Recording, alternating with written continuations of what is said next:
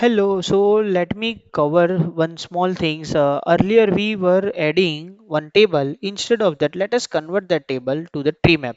Let us jump to the screen and actually I have converted, but let me again go back. Our table was look like this and we want to change it to in such a way that it will more interactive kind of thing. So just select this and click on the tree map.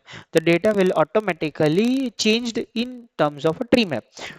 The benefit of this will be when you want to click particular few of the persons and you want to filter your data, automatically the data will be filtered it out accordingly.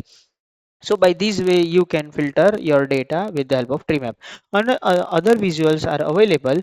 Mainly what are the widely used visuals are there that I have already covered over here as a bar chart, pie chart and all, but a few of the visuals are there like waterfall chart.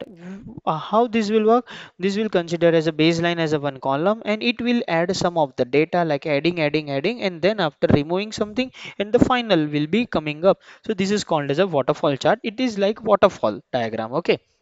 Funnel will work as a center line as a baseline and it will segregate the data both the sides. The scatter chart will be helpful when you have the data in such a way that in scatter manner where you have two axes are there like x-axis and the y-axis where the data are scattered. At that time you are going to use this scatter chart. So this is the just the basic thing which I thought that let me cover this so that you can have a idea. You can also try by yourself and you can practice it. If you have any query, always I am here to help you. Thank you.